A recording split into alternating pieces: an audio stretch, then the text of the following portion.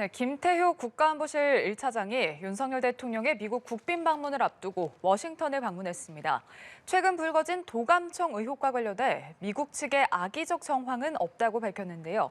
자세한 내용 차두현 아산정책연구원 수석연구위원과 알아보겠습니다. 어서 오십시오. 네, 안녕하십니까? 안녕하십니까. 네.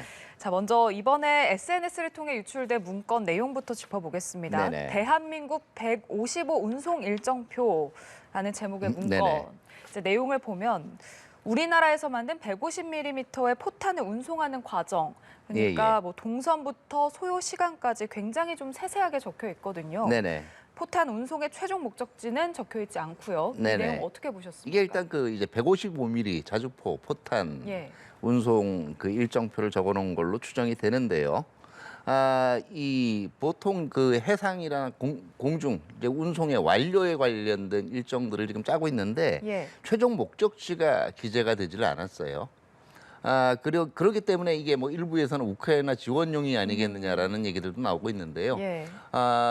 무엇보다 지금 이 최종 운송 일정이 최종 운송 목적지가 적혀 있지 않다는 걸로 봐서는 이게 초안 단계에서 유출된 거든지, 그러니까 확정되지 않은, 예. 아니면 이거 자체가 뭐 위조된 여러 가지 사실을 조합해서 만드는 위조된 문건일 가능성이 있다라는 얘기죠. 다시 말해서 신빙성이 그렇게 크지는 않다는 겁니다. 예. 그런데 한국이 150mm 포탄을 미국에 대여하는 내용의 계약에 네네. 최근에 우리 정부 그리고 방산업계 미국이 이 계약에 최근에 합의한 것으로 지금 전해졌거든요. 네네. 언론에 보도가 그렇죠. 됐죠, 일부 언론에. 판매가 아닌 대여 방식으로 포탄을 제공한다. 이 부분은 저희가 어떤 의미로 봐야겠습니까? 네, 말 그대로 대여라는 건 빌려 쓰는 거 아니겠습니까? 소유권, 판매는 소유권을 완전히 넘기는 거예요. 대여 같은 경우에는 소유권은 우리가 가지고 있고 미국이 잠깐 가져가는 겁니다. 예. 다른 국가의 그 탄약이나 무기를 대여를 하는 거는요, 뭐 전쟁에서의 긴급 상황도 있지만 그 누구나 이제 비축물자로 비축분 확보가 돼야 되거든요. 예. 근데 이게 이 탄약이나 포탄 소요가 너무 크면 비축분까지 꺼내 써야 될 경우에는 비축분을 일단 확보를 해야 되니까 이제 이게 사올 수도 있는데요. 예. 그 사올 수 없는 몇 가지 사정들이 있습니다. 가령 이미 다른 업체와 공급 계약을 맺었는데 예. 이 계약 이 포탄 소모라든가 이런 게 실질적으로 지금 생산 일정보다 너무 늦기 때문에 비축분이 빨리 바닥이 나는, 이건 어차피 나중에 지금 계약을 그렇다고 파기할 수 없으니까 예. 채워는 놔야 되거든요. 그러니까 대여 형식으로 일단 비축분 확보를 하는 방안들도 있고요. 또 뭐 국가별로는 다릅니다만은 일정한 자국산 포탄 비율을 요구를 할 때는 또 그걸 맞추기 위해서 결국 대여 형식으로 가져갔다 돌려주기도 합니다. 그리고 이제 이 대여를 할 경우에는 다시 말해서 지금 이 핵심은 이거거든요. 미국 같은 경우에 우크라이나 포탄을 지원을 할 때 타국에서 이제 이 수입을 해와서, 예. 그러니까 완전히 이걸 사와서 이거를 공급을 하게 될 경우 사실상 이 판매한 국가까지 연루가 된단 말이에요. 그런데 대여 형식을 취할 때는 어쨌든 내가 있는 포탄을 제공하고 그 대신 내가 있는 포탄 제공할 땐 비축분을 제공을 하는 거예요. 예. 근데 그 비축분 이 상한선을 맞추기 위해서, 하한선을 맞추기 위해서 일단 대여해서 쓰는 거죠. 그런 형태로 일단 동맹국의 부담은 줄여주면서 실질적으로 우크라이나 지원을 가능케 하는, 이거 자체가 정확한 정보라면 일단은 예. 그런 이 의도라고 볼 수가 있겠죠. 그러니까 대여 방식으로 하면 그러니까 좀 쉽게 말해서 개입하지 않는다. 그렇죠. 이렇게 받아들일 수 있는 동맹국이나 거죠. 이제 관련국들을 개입시키지 않고도 우크라이나 지원이 가능한 방식이긴 합니다. 예. 김태효 국가안보실 1차장이 이제 워싱턴 DC 한미 정상회담 막판 조율을 위해서 워싱턴 DC를 가는 와중에 공항에서 기자들을 만났는데 네. 이 도감청 의혹과 관련해서 미국 측의 악의적 정황은 없다 이렇게 밝혔습니다. 네네. 악의적 정황은 없다. 어떻게 해석을 해야 될까요? 한마디로 얘기하면 나쁜 의도를 가지고 동맹국을 이 궁지에 몰기 위해서 도감청을 실시했거나 이런 정황은 없다라는 건데, 지금 미 국방부 발표도 그렇고 상당 부분 지금 이 왜곡된 거라는 거거든요. 예. 내용이 조작되고요. 그렇기 때문에 실질적으로 아주 기묘한 기묘한 비밀 정보를 예. 불법적인 방법으로 빼가서 사용한 정황은 없다라고 지금 얘기하는 것 같은데, 이게 지금 보통 미 국방부 발표도 그렇고 얘기할 때는 예. 사실 도감청 사실이 없었으면 없었다라고 얘기하면 가장 깨끗한 거거든요. 네, 네. 근데 그렇지 못한 이유를 여러 가지 추정해 보면 아마 민감한 정보들 중에 상당수가 왜곡되거나 아니면은 조작되었을 가능성은 크지만 예. 뭐 가령 이런 겁니다. 우리에 대해서 직접적으로 그러니까 안보실이라든가 주요 보안 시설들을 겨냥해서 이 도감청을 한 건 아니지만 예. 다른 형태의 도감청 정보가 일부는 끼어 있지 않았나 이렇게 추정할 수도 있는 거죠. 그러니까 도감청은 어느 정도 한 거는 맞다 이렇게 글쎄요, 보시는 그것도 거. 확실하지. 누구 하나 확실하게 얘기를 하지 않으니까 단정할 네. 수는 없지만 완전히 도감청 자체를 부인한 바로는 아니라는 거예요. 이거 자체는. 또 김태효 1차장이 이제 출국 당시에 공개된 정보 상당수가 위조됐다. 그러니까 네네. 대화 내용이 사실과 다르다 이렇게 얘기를 했습니다. 네. 말씀하신 것처럼 좀 확실히 도감청은 없었다. 미국 측의 이런 네네. 반응이라든지 아니면 어떤 부분이 어떻게 조작이 됐는지 이런 부분을 좀 확실하게 밝혔으면 좋겠지만 그런 부분이 좀 궁금하긴 하지만 이렇게 좀 말을 아끼는 배경은 어디에 있다고 보시는지요? 네.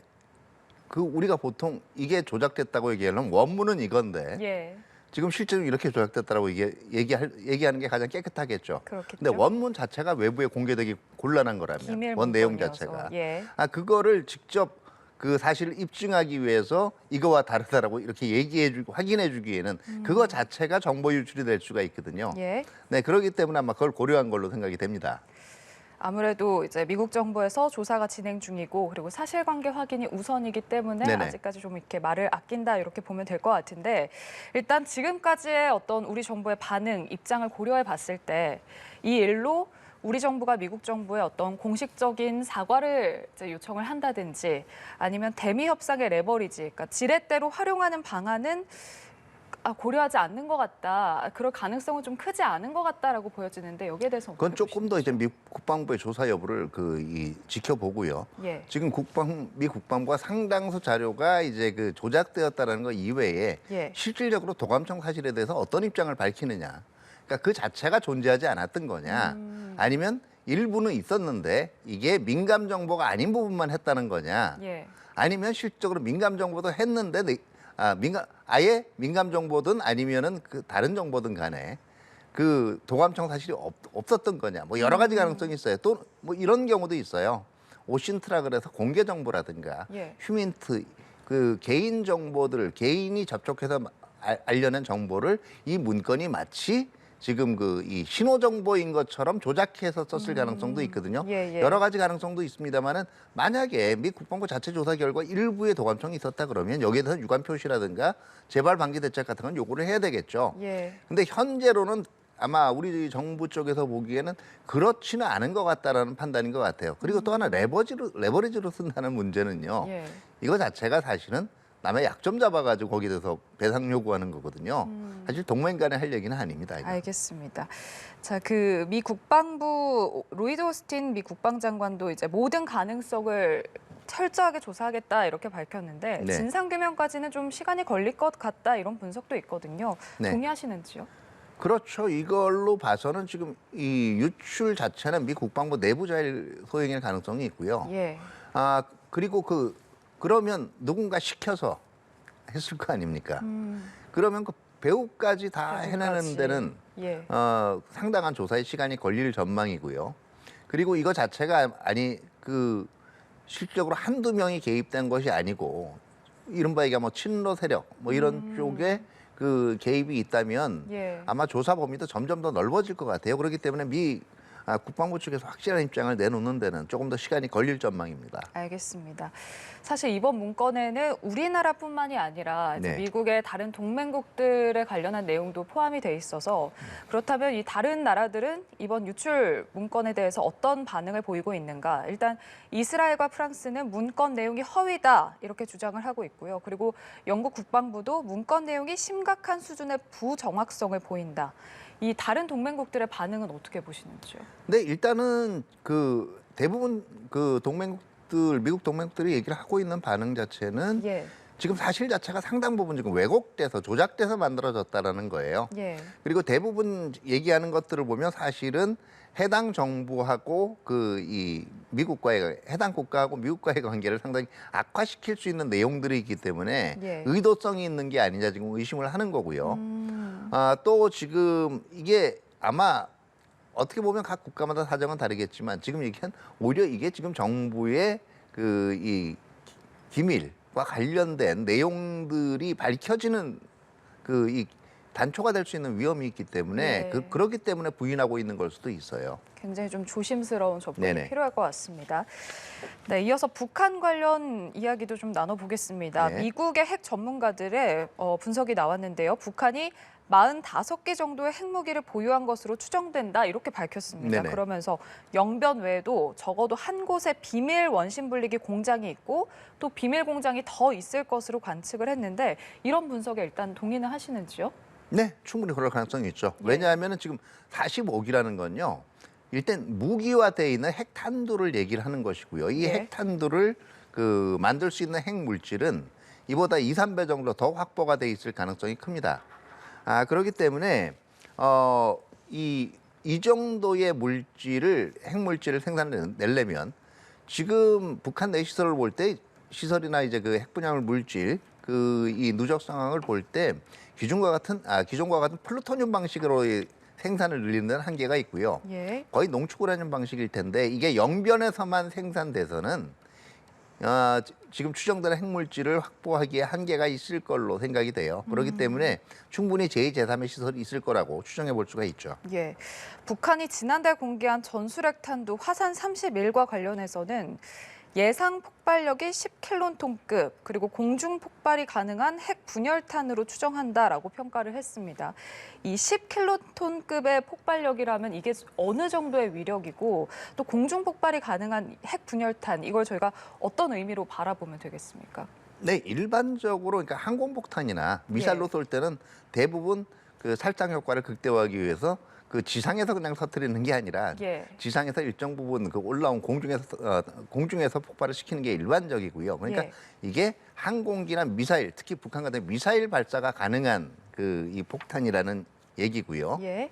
자, 10킬로톤이 어느 정도냐 하면 우리가 실제로 핵폭탄이 쓰인 예가 지금 히로시마하고 나가사키 아닙니까? 예. 이 히로시마하고 나가사키의 떨어진 원폭의 전체 위력이 한 13킬로톤 정도로 생각을 하고, 그러니까 그 정도 위력이라고 보시면 되겠고요. 예, 예. 이 10킬로톤이 어느 정도의 폭발력이냐면 또 다른 거는 북한이 그동안 6차례 핵실험을 했잖아요. 5차 핵실험 때 약 10킬로톤의 그 폭발 효과가 지금 추정이 됐습니다. 예. 그러면 지금 핵 분열탄이라는 건 북한이 이제 그동안 이 수소탄도 실험을 했다라고 얘기했잖아요. 예. 그러면 이 수소탄은 일반적으로 열핵폭탄이라고도 얘기를 하거든요. 핵 분열탄이라는 건 한마디로 얘기하면 이건 그냥 단순한 원자폭탄이에요. 우리가 일반적으로 얘기하는 원자폭탄인데, 그러니까 이 폭발력 10킬로톤 정도의 원자폭탄이다 이러면 북한이 2021년부터 그렇게 얘기하던 예. 한반도를 겨냥한 전술핵 무기에 사용될 탄두가 아니겠느냐 지금 이렇게 추정들을 하고 있는 거죠. 그렇군요. 자, 국제 인간 우주 비행의 날을 맞아서 북한이 우주 개발 사업 추진도 강조를 하고 나섰습니다. 네네. 사실 지난해 12월에 북한이 23년 4월까지 군사 정찰 위성 1호기 준비를 끝내겠다라고 네네. 밝혔거든요. 지금이 4월이지 않습니까?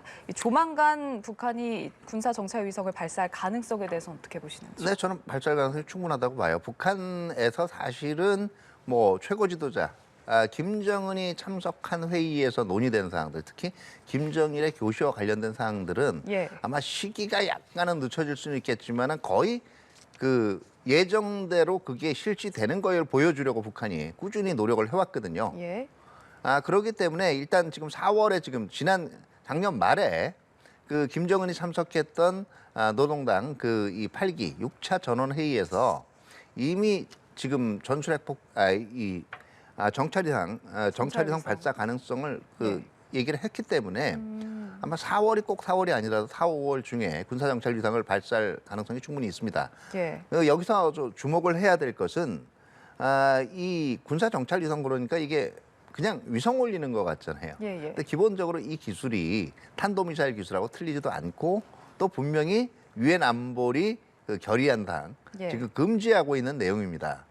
그런데 지금 군사정찰 위성 보통 그동안 북한이 일반적으로 올린 그 성능이 상당히 조잡한 수준의 이런 정찰 위성이 아니라 그냥 위성이 아니라 군사적으로 사용될 목적의 고해상도의 정찰 위성을 올리려면 무게도 지금보다는 훨씬 더 나가야 돼. 한 500kg급 이상의 무게가 돼야 될 걸로 추정이 되는데 예. 그럴 경우에는 아마 이제 중거리 정도의 최소한 단중거리나 중거리 정도의 미사일 발사체를 이용을 하지 않을까 예. 생각이 됩니다. 알겠습니다. 미국 도감청 의혹부터 북한 문제까지 네, 차두현 아산정책연구원 수석연구위원과 알아봤습니다. 고맙습니다. 네, 감사합니다.